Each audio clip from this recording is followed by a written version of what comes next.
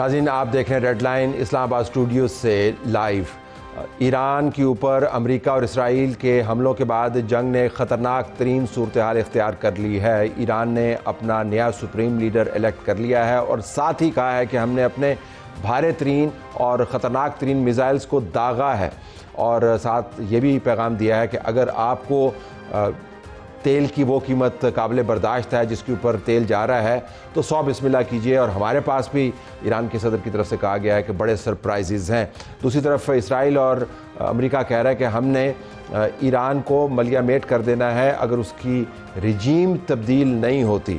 حالات بہت خطرناک ہیں۔ آج وزیر اعظم نے ان تمام معاملات کے اوپر قوم سے خطاب بھی کیا اور بتایا کہ پاکستان کے اوپر اندرونی امپلیکیشنز کیا ہیں، وہ بھی اس پروگرام کے اندر ہم لے کے آئیں گے۔ ہمارے پاس ڈاکٹر طارق فضل چودھری موجود ہوں گے اور مفتاح اسماعیل صاحب، کہ جو وزیر اعظم نے ایک ہنگامی پیکیج دیا اس کے امپلیکیشنز کیا ہیں، اور واقعتاً ہنگامی ہے، یہ ڈنگ ٹپاؤ ہے، لیکن بڑی جو خبر جس کی وجہ سے یہ پیکیج دینا پڑا وہ امریکہ کے مقاصد ہیں۔ حسین حقانی صاحب جو امریکہ میں پاکستان کے سابق سفیر رہے ہیں، سری لنکا کے علاوہ وہ ہمارے ساتھ موجود ہیں، ان تمام معاملات سے باخبر ہیں، ہمیں جوائن کر رہے ہیں۔ حسین صاحب بہت شکریہ آپ نے جوائن کیا۔ ایک تو پہلے ہم بڑے سوال کی طرف جانے سے پہلے آپ سے یہ پوچھ لیں کہ یہ جو سپریم لیڈر کا انتخاب ہوا ہے، اس میں آپ کو کوئی حیرانی ہوئی یا آپ کے خیال کے مطابق ایسا ہی ہونا تھا؟ جو سپریم لیڈر مارا گیا اس کے بیٹے نے ہی ٹیک اوور کرنا تھا، اور اس میں کوئی حیرانی کی بات نہیں ہے۔ گو ہیڈ۔ دیکھیے، ایران میں انقلاب کے بعد موروثی نظام تو ہے نہیں۔ آیت اللہ خمینی کے بعد ان کے بیٹے تو نہیں بنے سپریم لیڈر، لیکن اس وقت کے حالات میں مجتبیٰ خمینی کا انتخاب در حقیقت امریکہ کو یہ پیغام ہے کہ آپ صرف ہمارے لیڈر کو مار کر ہمارا راستہ تبدیل نہیں کر سکتے۔ یہ ایک نظریاتی حکومت ہے، ایک اس نظام سے اختلاف کرنے والے بہت سارے لوگ موجود ہیں اور اختلاف کیا جا سکتا ہے، لیکن ان کو یہ سمجھ لینا چاہیے کہ اس نظام میں ایک انٹرنل کوہیرنس ہے، اور انہوں نے سب نے مل کے یہ فیصلہ اس لیے کیا ہے کہ اس سے ایک تو صدر ٹرمپ کو پیغام چلا جائے کہ آپ ہمارا لیڈر منتخب نہیں کریں گے۔ دوسری بات یہ ہے کہ مجتبیٰ خمینی کی شخصیت کے بارے میں یہ سمجھ لیجئے کہ وہ علماء کی صف میں تو وہ مقام نہیں رکھتے کہ جو ایران میں ماضی میں جو دو رہے ہیں سپریم لیڈر، ان کا مقام تھا، لیکن ان کے بڑے اہم تعلقات ہیں، قریبی تعلقات ہیں، جو IRGC ہے، ان کی پاسداران انقلاب ہیں، اور عسکری معاملات میں ان کی خصوصی دلچسپی رہی ہے، اور وہ ان کو اچھی طرح سمجھتے ہیں۔ تو اگر انٹیلیجنس، سیکیورٹی اور عسکری نقطہ نظر سے دیکھا جائے تو ایران کے فیصلے میں در حقیقت یہ حکمت پنہا نظر آتی ہے کہ یہ ایک سیکیورٹی چیلنج ہے، اور اس کو سیکیورٹی چیلنج کے طور پر ہی ڈیل کیا جائے گا۔ اور سب سے اہم بات یہ ہے کہ ریاست کھڑی رہے، چاہے ٹوٹ پھوٹ جائے، چاہے اس کے اوپر حملے ہو جائیں، چاہے وہ زخمی ہو جائے، لیکن وہ موجود رہے، اور امریکہ تھکے، ایران نہ تھکے۔ اب امریکہ کو تھکانا، اسرائیل کو تھکانا، وہ انہوں نے بیڑا اٹھا لیا ہے، بڑے میزائل بھی داغے ہیں۔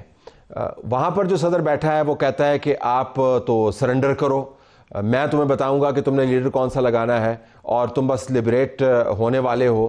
تو اس نے بھی تو اپنا ایجنڈا، میکسیملسٹ ایجنڈا رکھ لیا ہے۔ تو ایک طرف وہ ایجنڈا ہے، ایک طرف یہ تسلسل ہے۔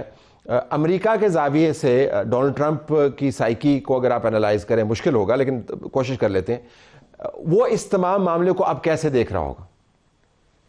دیکھیے، ان کو توقع یہ تھی کہ یہ جلد کامیابی ہوگی۔ انہوں نے پچھلے ہفتے کارروائی شروع ہونے کے 24 گھنٹے کے اندر اندر 4 انٹرویو دیے۔ پہلے انٹرویو میں انہوں نے کسی کو کہا، ایک صحافی کو کہا کہ یہ 2-3 دن کا معاملہ ہے، دوسرے کو کہا یہ 1-2 ہفتے کا معاملہ ہے، تیسرے کو کہا دیکھیں گے کتنا لمبا چلتا ہے۔ تو یہ مطلب یہ ہے کہ ان کا اپنے انڈرسٹینڈنگ سچویشن کی یا حالات کا جو ان کا فہم ہے وہ بھی وقت کے ساتھ ساتھ تبدیل ہوتا جا رہا ہے۔ پھر ان کو غلط فہمی تھی کہ وہ یہ کہیں گے کہ ایران کا جو اگلا رہنما ہے اس کا انتخاب ہم کریں گے، ہم یہ کہیں گے کہ ایرانی عوام جو اپنی حکومت سے نالاں ہیں وہ سڑکوں پہ آ جائیں اور اپنی حکومت بدل لیں تو وہاں حکومت بدل جائے گی. یہاں وہ تاریخ بھول گئے کہ جنگوں کے زمانے میں قومیں متحد ہوتی ہیں، اپنے باہمی اختلافات کو سڑک پر نہیں لے کے آتی. لیکن ان کا ابھی بھی یہ خیال ہے کہ وہ عسکری طور پر ایران کو اتنا کمزور کر دیں، اور جو اسلامی انقلاب کے مختلف اعضاء ہیں، مثلا ان کی IRGC ہے، ان کی مختلف ادارے ہیں انٹرنل سیکیورٹی کے، ان کے لوگوں کو بڑی تعداد میں مار دیں تو شاید اس کے بعد میں کچھ مہینے بعد تبدیلی کی فضا پیدا ہو جائے. لیکن ان کو ابھی بھی یہ پتہ نہیں ہے کہ انہیں اپنی کارروائی بند کرنے کا جو اعلان کرنا ہے وہ کب کرنا ہے، کیونکہ ان کی توقعات سے پہلے ہی بات لمبی ہو گئی ہے، اور اس کے جو اثرات مارکیٹوں پہ پڑ رہے ہیں ان سے وہ بے نیاز نہیں رہ سکتے. دیکھیں، عراق کی جنگ ہوئی تھی، افغانستان کی جنگ ہوئی، ویتنام کی جنگ اس سے کئی سال پہلے بہت لمبے چلتی رہی. ان میں سے کسی جنگ کے نتیجے میں نہ تو تیل کی قیمتوں میں اس قسم کا ہوشربا اضافہ ہوا جیسا اب ہو رہا ہے، نہ ہی ان کے نتیجے میں سٹاک مارکیٹ اس طرح متاثر ہوئی جس طرح اب ہو رہی ہے، اور نہ ہی ان جنگوں میں ان ممالک میں جہاں امریکہ جا رہا تھا فوجی کارروائی کرنے کے لیے، ان کے اڑوس پڑوس کے ممالک میں ان کی اتنی انویسٹمنٹ تھی، اتنی سرمایہ کاری تھی کہ اس کا اثر بھی ان کی معیشت پر پڑتا ہے. مثلا یہ کہ سعودی عرب، متحدہ عرب امارات، قطر، کویت، بحرین، ان سب کی جو معیشتیں ہیں وہ بڑی منسلک ہیں امریکہ کی معیشت سے. اور ایران نے صدر ٹرمپ کی توقع کے برخلاف جنگ کو وسیع کیا ہے اور ان ملکوں کے اوپر حملہ کیا ہے. لیکن اس کے باوجود ان ملکوں میں سے کسی نے ابھی تک امریکہ کو اپنی بیسز استعمال کرنے کی اجازت نہیں دی، ٹھیک. جس سے ٹرمپ صاحب کی فرسٹریشن بڑھ رہی ہے. بالکل آخر میں یہ فرمائیے گا، اور یہ بہت ہی ایک متنازع قسم کا معاملہ ہے، ایک نہیں ہے دوسرا ذرا زیادہ ہے، آپ کو ان حالات میں امریکی فوجی ایران کی سرزمین کے اوپر لینڈ کرتے ہوئے نظر آتے ہیں؟ نمبر ایک. نمبر دو، کچھ بحث چل رہی ہے کہ بہت ہی زیادہ فرسٹریشن کے اندر اور پاگل پن میں، کیونکہ ڈونلڈ ٹرمپ کے بارے میں اب یہ خبریں آ رہی ہیں کہ وہ بھلکڑ بھی ہو گیا ہے، اس کو بیماری ہو گیا ہے. خیر وہ ارسطو تو کبھی بھی نہیں تھا، لیکن بھلکڑ ہو گیا ہے. اور دوسرا یہ کہ وہ کسی نے یہ بھی کہنا شروع کر دیا اس کی طبیعت بہت خراب ہے اور وہ پیمپر پہنتا ہے. یہ باقاعدہ اس کے بارے میں ڈیبیٹ ہو رہی ہے. کہیں پر وہ ٹیکٹیکل نیوکلیئر ویپنز کے استعمال کے اوپر جا سکتا ہے اور اس کے بعد وکٹری ڈکلیئر کر سکتا ہے. آپ کو یہ پاسبلٹی نظر آتی؟ ٹرمپ کے بارے میں کسی قسم کی پیشگوئی کرنا میرے خیال میں مشکل اس لیے ہوتا ہے کہ ان کے تمام فیصلے منطقی نہیں ہوتے. ان میں اپنی کوئی ایک internal decision making process in کا ضرور ہے، وہ زیادہ وسیع مشاورت نہیں کرتے. ان کے بہت سارے مشیروں سے رابطہ ہونے کے باوجود میں اس نتیجے پہنچا کہ ان میں سے بیشتر کو یہ پتہ نہیں ہوتا کہ صدر کیا کرنے والا ہے. تو اس لیے اس بات کا قوی امکان ہے کہ وہ کوئی ایسا ہی فیصلہ کریں گے کہ جس میں لوگوں کا مشورہ شامل نہیں ہوگا. لیکن بوٹس آن گراؤنڈ ان کے لیے بہت مشکل فیصلہ ہوگا، کیونکہ انہوں نے پوری اپنی جو انتخابی مہم تھی 2016 کی بھی اور اس بار بھی، وہ اس بنیاد پر بنائی کہ میں جنگوں میں جانے والا آدمی نہیں ہوں، میں امریکی سپاہیوں کو اور نوجوانوں کو دوسرے ملکوں میں لڑنے کے لیے نہیں بھیجوں گا. رہ گیا مسئلہ ٹیکٹیکل نیوکلیئر ویپنز کے استعمال کا، تو اس میں بھی سوال یہ کہ ان کا ٹارگٹ کیا ہوگا. ابھی تک تو وہ کہہ رہے ہیں کہ ہمارا ٹارگٹ انقلاب اسلامی کے جو مختلف ادارے ہیں وہ ان کی قیادت اور ان کی نیوکلیئر تنصیبات ہیں. نیوکلیئر تنصیبات پر نیوکلیئر اسلحہ استعمال کرنا کو بہت سمجھداری کی بات تو نہیں ہوگی.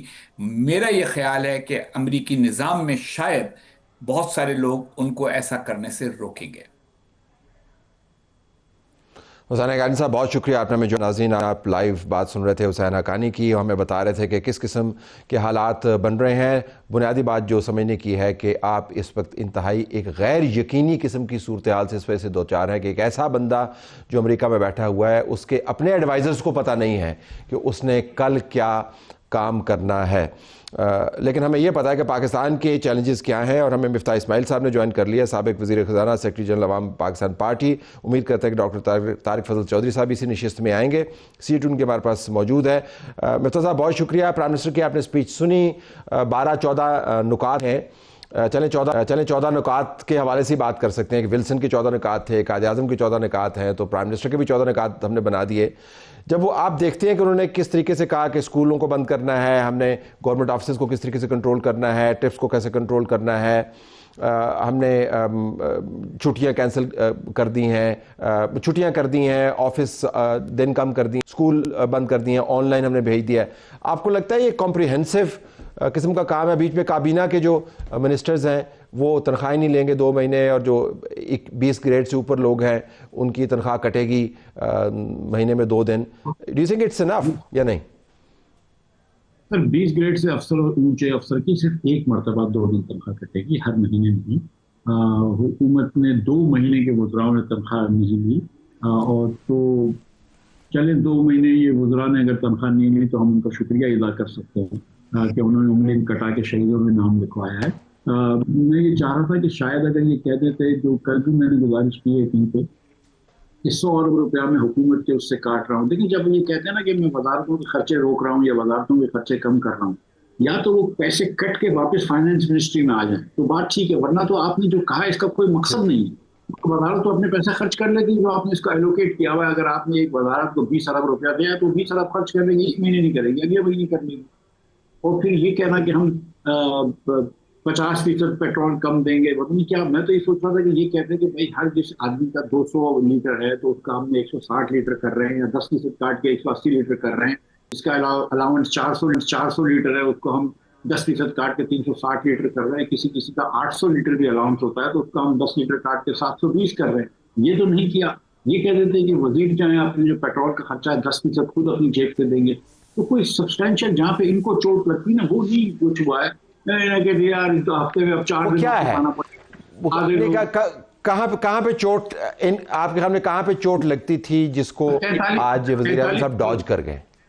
43 ارب روپیہ ابھی انہوں نے ایم این اے حضرات کو دینے کا کہا ہے کہ ہم 25 کروڑ روپیہ ہر حکومت کے ایم این اے کو دیں کہ وہ اپنے احکام میں خرچے کریں. وہ 43 ارب روپیہ روکتے نا تو مزہ آتا.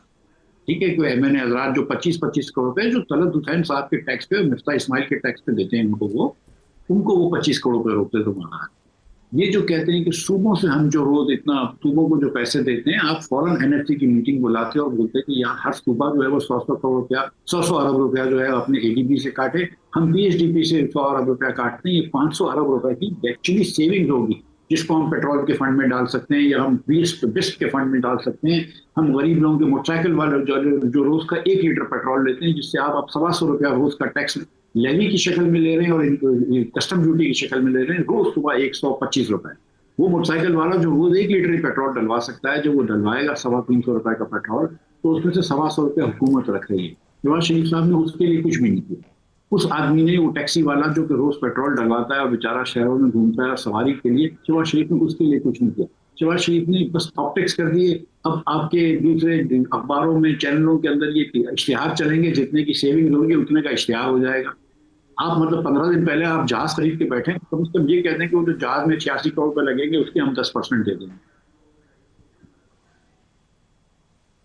اچھا یہ بتائیے گا کہ کیا یہ جو اقدامات آپ نے کہے کہ آپ جو ایم این ایز کو پیسے دیتے ہیں اور ڈیولپمنٹ فنڈز کے نام کے اوپر یہ آپ روک دیں، کیا اس کا فوری امپیکٹ جنریٹ ہو سکتا ہے؟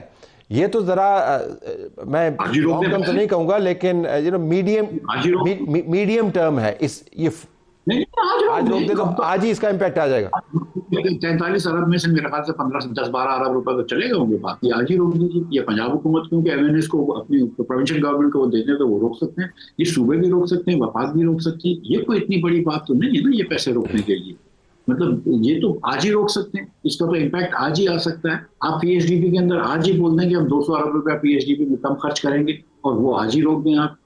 مطلب دیکھیں طلعت بھائی، یہاں پہ جو ہے نا نوکری پیشہ لوگ جو لاکھ روپے کی تنخواہ لے رہا ہے اس کے اوپر آپ نہ صرف ٹیکس لے رہے ہیں بلکہ وہ بچے کا دودھ دیتا ہے آپ 18% ٹیکس لیتے ہیں. لیکن کسی کی 1000 ایکڑ کی زرعی اراضی اس سے آپ ٹیکس نہیں لیتے. آپ موٹر سائیکل والے سے 125 روپیہ روز کا یعنی کہ 3700 روپے مہینے کا اس سے ٹیکس لے رہے ہیں.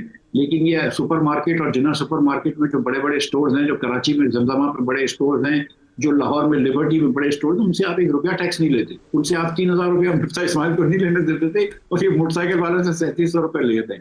تو آپ تھوڑا سا خیال کریں کہ آپ کیا کر رہے ہیں. اور اس کے بعد یہ جو آپ نے کل جو 55 روپے بڑھائے جس کا میں کہتا ہوں کہ بڑھا دو 55 روپے، لیکن وہ لیوی لگنی چاہیے تھی، حکومت کو پیسے جانے چاہیے تھے، وہ بھی آپ نے گفٹ دے دیا پیٹرولیم کمپنیز کو، PSO کو بھی دے دیا، وافی کو بھی دے دیا، اٹک پیٹرولیم کو بھی دے دیا، اور جتنے پیٹرولیم ڈیلرز ہیں ان کو آپ نے یہ گفٹ دے دیا ہے. ایک پیسہ حکومت عوام کی سہولت کے لیے فرمائیے گا، عوام کی سہولت کے لیے فرمائیے گا. آپ نے جملہ ذرا بہت اہم کہا ہے، سارے جملے آپ کے اہم ہیں، لیکن عوام کی سہولت کے لیے فرمائیے گا. جب میں بریک کے بعد واپس آؤں گا آپ کے پاس، سوال چھوڑے جا رہا ہوں کہ آپ نے کہا کہ پیٹرولیم کمپنی گفٹ دے دیا. ایسی حالت میں جب پاکستان کا ہر شہری اس جنگ کے نتائج سے متاثر ہو رہا ہے اور ایک ہنگامی صورتحال ہے، کوئی حکومت کسی کمپنی کو گفٹ کیسے کر سکتی ہے اور کیا گفٹ کر دیا مفتیٰ صاحب؟ اس کا جواب آپ دیں گے بریک کے بعد. ریڈ لائن میں دوبارہ سے خوش آمدید. لائیو ہم بات کر رہے ہیں مفتاح اسماعیل صاحب سے. مفتاح صاحب یہ تو بتائیے گا، سوال دہرا دیتے ہیں کہ آپ نے کہا کہ ان حالات میں پیٹرولیم پرائسز بڑھا کے پیٹرولیم کمپنیز کو گفٹ کر دیا، یہ کیا گفٹ کیا ہے؟ دیکھیے سر، پاکستان میں ایک رول یہ تھا کہ ہم ہر 15 دن بعد پرائس سیٹ کریں گے بیسڈ آن پچھلے 15 دن کی کیا پرائس ہے جس کی انوینٹری کاسٹ ہوتی ہے کمپنیز. تو 15 فروری سے 28 فروری تک جو کمپنیز کی انوینٹری کاسٹ تھی، جس کا ہم تخمینہ لگاتے ہیں فلیٹس جو کہ انٹرنیشنل ٹریڈنگ ہوتی ہے جس میں موٹر گیسولین کی اور ڈیزل کی، اس پرائس کی ہم ایوریج لیتے ہیں اور ہم اس کے پرائس کے مطابق کہہ دیتے ہیں کمپنی کو کہ 1 مارچ سے 15 مارچ تک تم رکھو گے یہ پرائس. تو وہ پرائس ہم نے سیٹ کر دی 285 روپے یا 280 روپے پیٹرول کی اور ڈیزل کی بھی کچھ حساب. اب یہ ہوا کہ پاکستان میں کیونکہ سب لوگوں کو سمجھ میں آ گئی کہ یار پرائس 55 روپے سے یا ڈیزل کی 75 روپے سے بڑھ جائے گی، تو سب لوگوں نے پیٹرول خریدنا شروع کر دیا، ڈیزل خریدنا شروع کر دیا. میں نے اپنی گاڑی میں پیٹرول ڈال دیا، پیٹرول پمپ والے نے تو 10-20 ہزار لیٹر اپنی ٹنکی میں نیچے رکھ لیا، ڈیلرز نے لاکھ 2-5 لاکھ لیٹر خرید لی، ہول مارکیٹنگ کمپنی نے سلو کر دیا بیچنا. تو اس وقت حکومت کو یہ شارٹیج سے بچنے کے لیے سپلائی چین نہ ٹوٹ جائے، پرائس بڑھانا ضروری تھی، کیونکہ آپ کو پتا تھی کہ 15 کو پرائس بڑھائے گی تو آج سے بڑھا دو ورنہ بہت زیادہ پائیں گے. یہ بات نہیں. اب یہ پرائس جو ہے نا وہ ٹیکس بڑھا دیتے ہیں، بس PDL بڑھا دیتے ہیں کہ یار آج ہم ٹیکس بڑھا رہے ہیں تو 15 تاریخ تک یہ ٹیکس بڑھائے گا، 15 کو ہم یہ ٹیکس واپس کر دیں گے، لیکن 15 کو کیونکہ پرائس بھی بڑھنی ہے تو کیوں ہو جائے گی سر. انہوں نے یہ ٹیکس نہیں بڑھایا، انہوں نے 7 دن کی پرائس کے مطابق انہوں نے کمپنیز کی پرائس بڑھا دی. لیکن کمپنیز تو وہ پیٹرولیم کا پروڈکٹ جو مالیکول تو پہلے لاکھ 5 فروری سے پہلے. اب یہ کہتے ہیں کہ نہیں جب وہ گرے گی تو نقصان ہوگا. ایکچولی یہ بھی نہیں ہوگا، جب وہ پرائس دنیا میں گرے گی تو کمپنی سے پاکستان میں اس دن پرائس نہیں گرتی دنیا میں، پاکستان میں تو اس کو 15 دن بعد گرتی ہے یا 7 دن بعد گرتی ہے. ہم تو پچھلے پرائس پہ چل رہے ہوتے ہیں، پچھلے پیریڈ کی ایوریج پہ چل رہے ہوتے ہیں. تو کمپنیز کو وہاں پہ بھی نقصان نہیں ہوگا، اور یہاں پہ آپ نے ان کو ونڈ فال پروفٹ دے دیا. اور کیونکہ اتنا بیوقوف کوئی بھی نہیں ہوتا، اتنا سادہ کوئی بھی نہیں ہوتا، تو میں سمجھتا ہوں کہ یہ جان بوجھ. تو اگر اتنا سادہ اور بیوقوف کوئی بھی نہیں ہے تو کیا یہ جانتے بوجھتے ہوئے کیا گیا یا پالیسی کی حماقت ہے؟ سر دیکھیں، اب جو ہے نا مطلب جو لوگ بیٹھے ہوئے نا مطلب وہ بڑے سالوں سے یہ کام کر رہے ہیں، اور اگر پالیسی کی حماقت ہے تو سیریسلی ان کو الٹا لٹکا دینا چاہیے. اور اگر یہ پالیسی کی حماقت ہے مطلب 3 دن سے میں کہہ رہا ہوں ٹی وی پہ مجھ سے آ کے سب ادھر ادھر کی باتیں کرتے ہیں، لیکن کوئی بھی یہ بات مطلب جیت نہیں سکتا ہے. ہمارے بھائی جو ہیں وہ ٹویٹ کے اوپر مطلب میں نام نہیں لیتا ہوں کہ سب کے ٹویٹوں کے اوپر وہ ٹویٹ جسٹیفائی کر رہے تھے. میں نے کوئی 6 پیج کا ٹویٹ کر دیا، میرے ٹویٹ کے سامنے کسی نے جسٹیفائی نہیں کیا کہ یار مفتاح غلط کہہ رہا ہے. ٹھیک ہے، اور مفتاح اسماعیل کو تھوڑا بہت کسی نے پڑھا ہی نہیں ہوگا، آپ اتنا لمبا ٹویٹ کر دیا. میں بتا رہا ہوں آپ کو، آج کل 6 پیج والا ٹویٹ پڑھنے کی پیشنس نہیں ہے، پڑھا ہی نہیں ہوگا کسی نے. طلعت حسین نے بھی پڑھا ہے.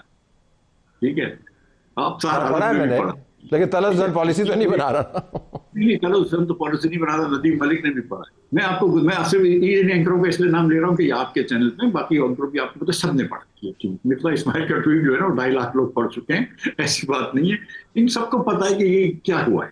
یہ گیم ہو گئی ہے سر. میں آپ کو بتاؤں کہ وہ کہتے ہیں نا never let a crisis go to waste. یہ یوز دس کرائسس جو چینی میں کیا نا سر، وہی چینی ایکسپورٹ کروا دی.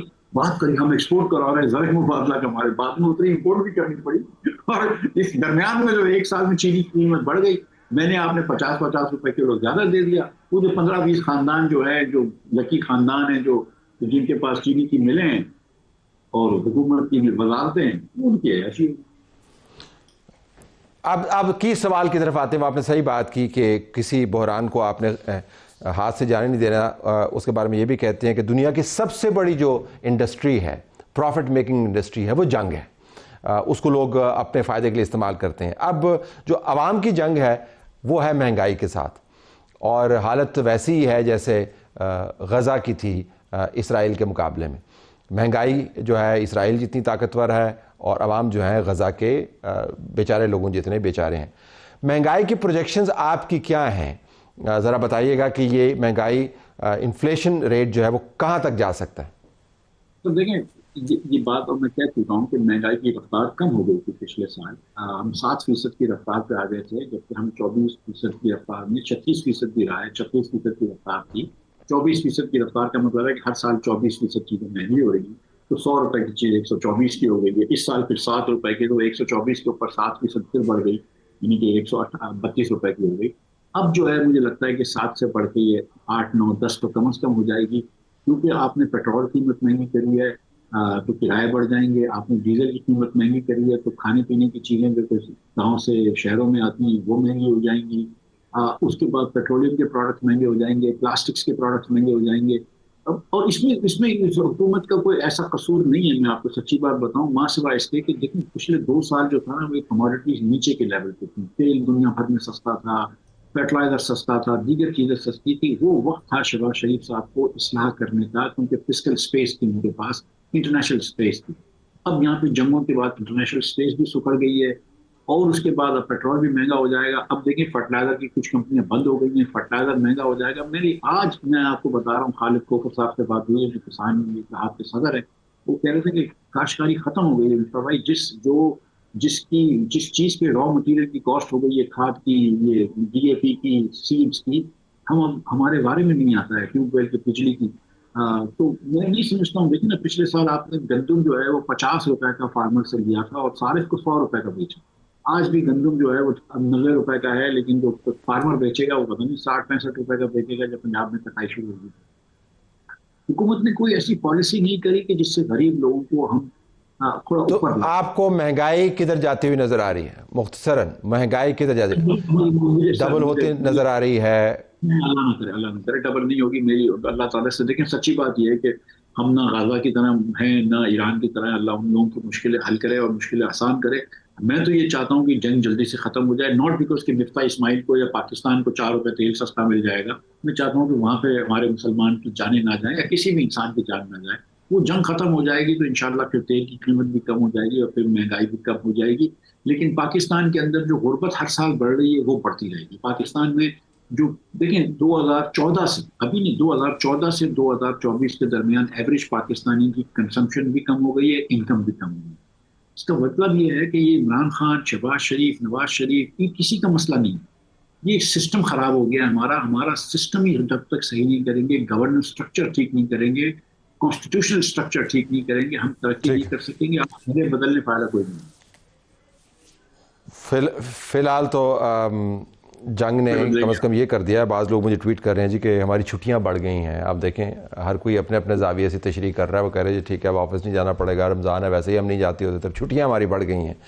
پروگرام ہمارے اگلے حصے میں ہم آپ کو بتائیں گے کہ دنیا ہماری افغانستان کے اندر کارروائیوں کو کیسے دیکھ رہی ہے. اور کہنے کو تو ہندوستان نے ٹرافی جیتی ہے، T20 ورلڈ کپ جیتا ہے، لیکن اس کے ٹرافی کے ماتھے کے اوپر تلک لگا دیا ہے، اس کو ہندو ٹرافی میں کنورٹ کر دیا ہے. اس کے اوپر ہندوستان میں کیا بات ہو رہی ہے یہ اگلے حصے میں آپ دیکھیں گے.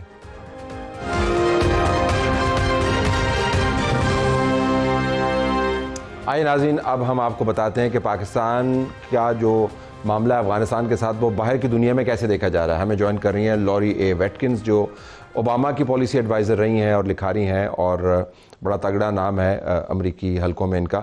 لوری، thank you very much for being with us. The government puts out facts every day and tells us about how many posts were destroyed and how many Taliban were killed. And this has been going on for many days. I'm just wondering, how does the outside world, where you are, looks at these stats and what's happening between Afghanistan and Pakistan?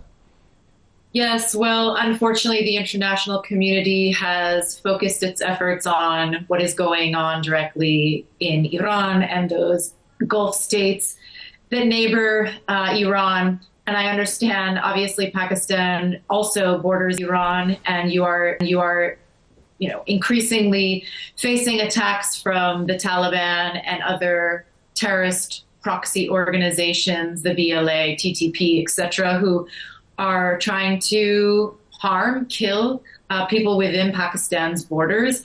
And this threat needs to remain, I should say, on the pulse of the Western community, specifically the United States, because there is growing concern that conflict can grow much deeper, much larger, more widespread, and that would be a disaster for Pakistan, but also a disaster for the region. We understand why the West would be focused on the Gulf, because the conflict is not just confined to the Gulf. We just heard from EU, heard from Tayyip Erdogan, heard from NATO about what's been happening. So it is expanding and involves key states around the world as well. But is the debate in the West, does it put the conflict with Iran, Israel and the US in one silo or one bracket and detaches the conflict with Afghanistan in a different bracket, or does it see both these conflicts with different implications to be global issues? This is a multilateral issue. This is not a bilateral issue. This conflict between Afghanistan attacking Pakistanis and infiltrating into its borders is a huge problem, and the international community needs to remain focused on this. But this is very difficult, I will say, from here in the United States, when all of the attention that the Western media is looking at is what is the potential or increasing threat of Iran having nuclear capabilities.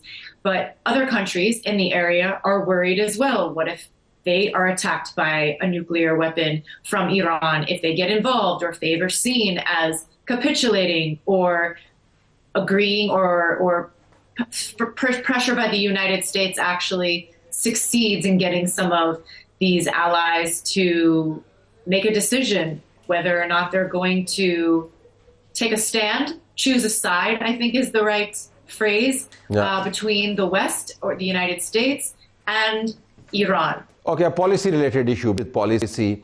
Pakistan has been pushing for these groups to be designated as terrorist groups. Not all of them have been designated.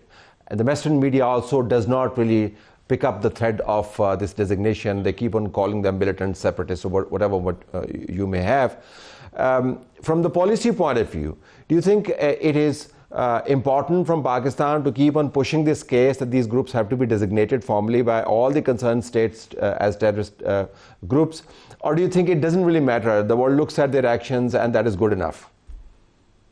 I think you might be talking about the Doha Accord 2020, which the leverage the international community was its primary diplomatic and economic lever, if you will, that included clear commitments that Afghan territory would not be used by terrorist groups. Any engagement with the Taliban, from sanctions relief to humanitarian coordination, has to be conditioned on demonstrable action against those networks.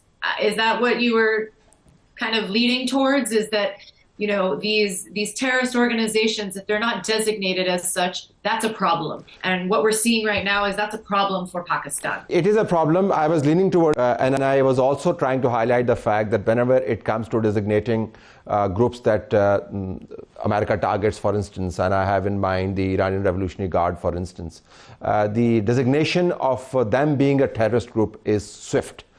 When it comes to groups operating across the border, supervised by a regime that the world doesn't recognize, and their actions are palpably, documented actions palpably are terrorist, they're not designated as terrorists. So I'm just wondering, in terms of my own understanding, what can Pakistan do to convince the world that what's happening in its strategic underbelly is also a grave form of terrorism that affects the world?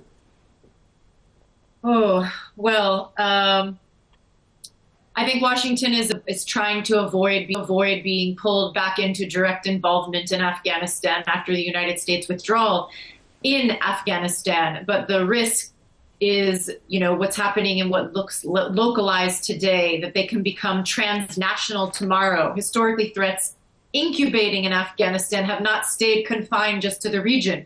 So I would agree with you that if the United States were to designate these as terrorist organizations, that would be a very strong signal by the United States that it's not tolerating these groups who like to say that they are the leadership or that they are running the country.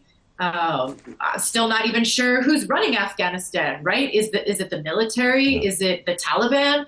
Who actually has control over the country right now? And I think that's part of the problem. If Pakistan, hypothetically speaking, were to try to negotiate or have a conversation about a ceasefire, who would they speak to? Would it be a terrorist organization? Would it be the Taliban? I mean, that doesn't seem like a great idea. I wouldn't enter into an agreement or a conversation like that. So I think it's important that the United States continues to look at this and works with its allies like Pakistan to help them. And if that's a designation of a terrorist organization that helps Pakistan be able to activate its military, then so be it. Laurie, thank you very much for joining us. नाज़रीन, lorry ए वेटकिंस जो Obama की farmer policy adviser हमसे बात कर रही थी। अब हम ज़रा आपको हिंदुस्तान के अंदर जो हरकतें हो रही हैं उसके ऊपर लिए चलते हैं। राहुल गांधी ने आपको बताया कि नरेंद्र मोदी कितना बहादुर आदमी है। ये हम नहीं कह रहे, ये हिंदुस्तान के अंदर से उनकी बहुत बड़ी पार्टी का लीडर कह रहा है, हेड कर रहा है। हिंदुस्तान के अंदर बहुत कुछ हो रहा है। ट्रॉफ़ी तो जीत गए, लेकिन जिस तरीके से जीते बड़े सवाल हैं। दुनिया के बड़े बड़े क्रिकेटर्स ने कहा ये कॉम्प्रोमाइज्ड किस्म का टूर्नामेंट हो गया और India has to be squarely blamed for that. उसके बाद जो ट्रॉफ़ी के साथ किया वो भी कमाल बात है, उसको मंदिर के अंदर ले गए। कीर्ति आज़ाद उनका एक बड़ा नाम है, उसने इसके ऊपर एक पोस्ट किया। उसने कहा जी कि टीम इंडिया पर शर्म है। फिर उसने बताया कि जब हमने वर्ल्ड कप जीता था तो हम इसको अपने घर में लेके आए थे, यानी अपने मुल्क में लेके आए थे, और हम इसको किसी मजहबी त्यौहार में कन्वर्ट नहीं कर दिया। आखिर क्यों भारतीय क्रिकेट ट्रॉफी को घसीटा जा रहा है? क्यों नहीं किसी मस्जिद में ले गए? क्यों नहीं किसी चर्च में ले गए? क्यों नहीं किसी गुरुद्वारे में ले गए? ये टीम इंडिया की नुमाइंदगी करती है, ना कि सूर्या कुमार यादव की या जय शाह के ख़ानदान की। सिराज ने इसे कभी मस्जिद में नहीं लेकर गए, संजू इसे कभी किसी चर्च में नहीं लेके गए। संजू का टूर्नामेंट में बड़ा किरदार था, मैन ऑफ द टूर्नामेंट थे। ये ट्रॉफ़ी 1.4 अरब भारतीयों की है, हर मज़हब के लोगों की ये ट्रॉफ़ी है, किसी एक मज़हब की फ़तह का चक्कर नहीं। कीर्ति आज़ाद साहब ने बात तो ठीक की है, लेकिन ग्राउंड रियलिटी ये है कि मोदी ने हिंदुस्तान को मुकम्मल तौर पर हिंदुनाइज़ कर दिया। तो अब ये वर्ल्ड कप ट्रॉफ़ी नहीं है, ये वर्ल्ड कप हिंदू ट्रॉफ़ी है, क्योंकि अब ये मंदिर से होके आई है। इजाज़त चाहते हैं, अल्लाह हाफ़िज़।